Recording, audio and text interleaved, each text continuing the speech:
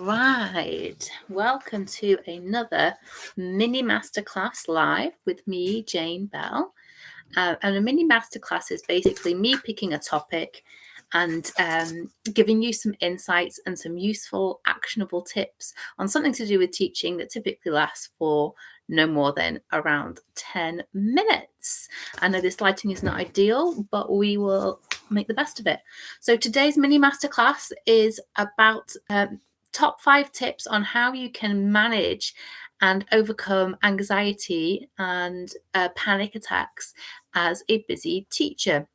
So I did some very quick factual research just before jumping on live to find out how many teachers actually suffer with anxiety, and it seems to be a very high number. So somewhere between 62% and up to 75%.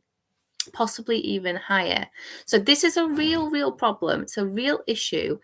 And I would like to do whatever I can to make other teachers' lives easier, especially given the really sad news last week of Ruth Perry taking her own life due to poor mental health around the Ofsted inspection.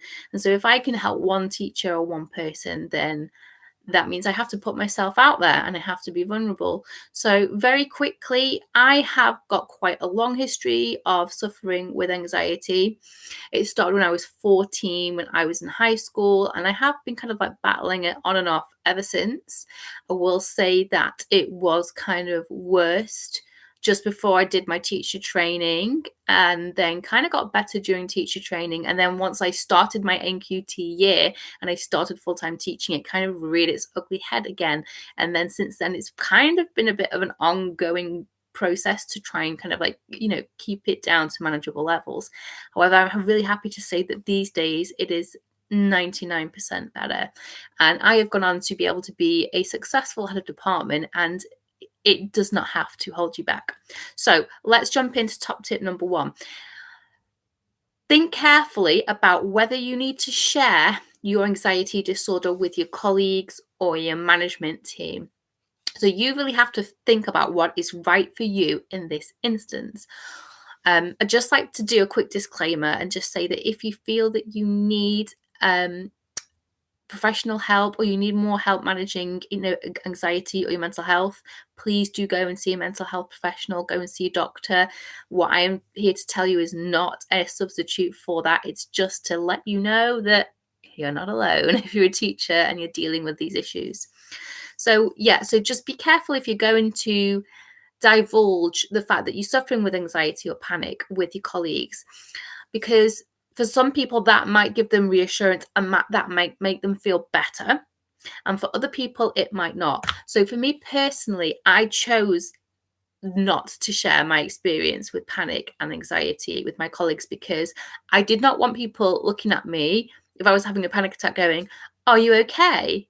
Are you panicking?" Because by drawing attention to it, I know for me that would be a trigger and that would make it 10 times worse. Because for me, I did not want to focus on it. I wanted to put my mind on other things until, the anxiety passes. The other reason why I want you to think carefully before you share this information is it could be used against you if you wanted to go for promotion. I have heard that where people have told senior members of school teams about their disorder, it has kind of held them back because the senior leadership team don't want to be seen to promote people into middle management or middle leaders if they think there's a chance that you won't cope and that you'll go off on long-term sick. So just think about what's right for you in that situation. Number 2 is you need to have a complete break and a complete rest from schoolwork in the evenings and the weekends. So make sure you do everything that you can to unplug and take time away from school, any communications with school. Don't sync your email to your work email to your phone. Don't take your school laptop home and be tempted to check it.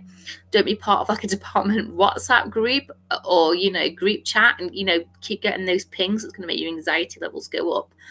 And protect your mental health in general. Think about what you are feeding into your mind. So from a very early age, from about when I was about 20, when I first started suffering really badly with anxiety, I made the decision not to watch the news. So I never watch the news unless it literally happens to be on at someone's house.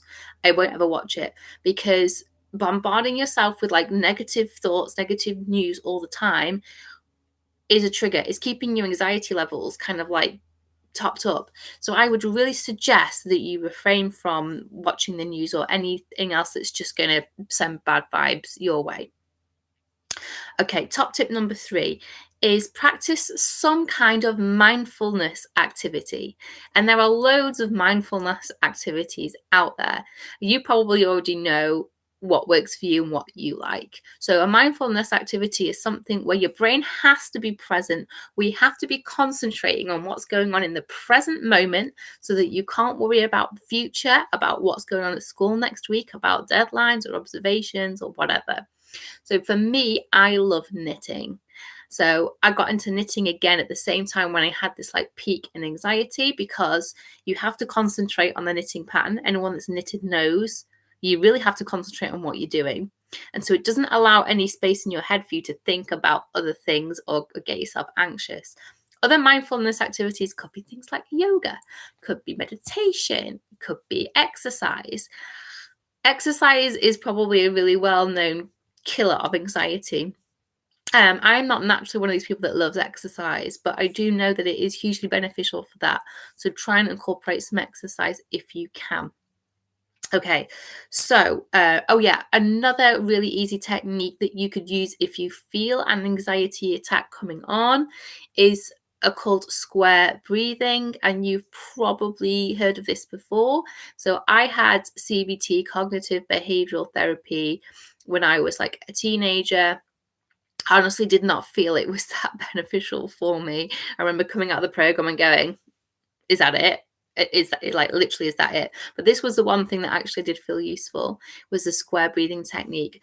And all it means is that when you're breathing, to calm yourself down, to like physiologically make yourself calmer, is your outwards breath, your exhale should be longer than your intake breath, than your inhale. So if your intake breath is 2 seconds, make your exhale outward breath 4 seconds. So just a really quick demonstration would be to breathe in through the nose for 2 seconds, then breathe out for 4 seconds. In for 2 seconds, out for 4 seconds. And if you repeat that square breathing technique for a few minutes, you will feel yourself getting calmer. So that's a great little technique that you can do in the middle of class, before you see your worst class, or if you know the behavior is going to be a trigger for you, or you know if something's escalating, a situation's escalating, you just need a really quick simple activity to just calm yourself down. You could do square breathing. No one's going to notice you doing it. So that's a really great little thing to have in your toolbox. Okay, so tip number 4 is get help with difficult classes, with really badly behaved students. If you know that that is a trigger for you, and that was a trigger for me as a newly qualified teacher, there was like this one group where they used to get up to all sorts of shenanigans in my NQT year, and I would literally feel myself having a panic attack rising, like as this lesson was approaching on my timetable. Like they'd come and line up and they'd be like off the walls, and I'd be just like, oh, panicking. And what you need to be doing in that situation is getting help from the head of year or your subject lead for the 1 or 2 people that are continuously disrupting the lesson. So that could mean that they spend a couple of lessons not even coming through your classroom door. You set the work aside and give it to your subject lead or whoever, and just give yourself a break from them from a couple of lessons until you've spoken to parents or you've had some kind of restorative meeting, and that will make you feel psychologically better about having that class. Okay. Be aware of your triggers. So this is kind of like tip number 5, is just being aware of your triggers. So what is it for you that sets you off in panic mode? Is it a lesson observation coming up? Is it Ofsted, the possibility of Ofsted? Is it the possibility of having a meeting with a difficult colleague, or not getting on with someone, or a poorly behaved class. So whatever your trigger is, have a plan to mitigate that situation so that it's not going to kind of like spring up on you and surprise you. So for me, my biggest trigger in terms of anxiety at school was actually, I hate being in a busy space. So for me, like going to do assembly, going to sit in a packed assembly hall would just be like a massive trigger for me. Having like mass where like literally the whole school is squeezed in and we're all expected to be stood up, like watching the kids around us, like that would be a massive trigger for me. Like almost kind of like bordering on claustrophobic. So I knew this was a trigger for me. So what I would always do is this: I would always aim to stand near the door, right, near the exit, so that I could feel the cool air coming in, because when I get anxious, I feel hot, and then that makes me feel more anxious. So I'd always stand near the door, so that if I felt like my anxiety was not going to kind of like calm down, that I had like a quick exit point that I could just slip out the assembly door and just take a minute for myself kind of in the corridor and let myself back in, or pretend I was going to go to the toilet. And like most of the time I never actually had to do that, but mentally, like I knew I had like a get out plan, and that made me feel better. I'd also take like a piece of paper and I'd literally fan myself down. So there must have been times when like my colleagues would look at me and go, why is she like fanning herself down in the middle of assemblies? Because like that was like how I was like coping with my anxiety, like cooling myself down and getting rid of like that anxious energy that comes with a panic attack by doing that. So those are my 5 tips, and I really hope that they are useful for you. If you have any questions, pop them in the chat, pop them in the comments. I'll try and get back to you. And know that if you're suffering with depression or anxiety or panic as a teacher, you are not alone. And that is all from me today. And I will see you in about a week's time with another mini masterclass, where I think I will be doing something on ChatGDP. So stay tuned for that one. And take care of yourself and enjoy Easter when it comes, which is next week for most of you. All right. Bye, teachers.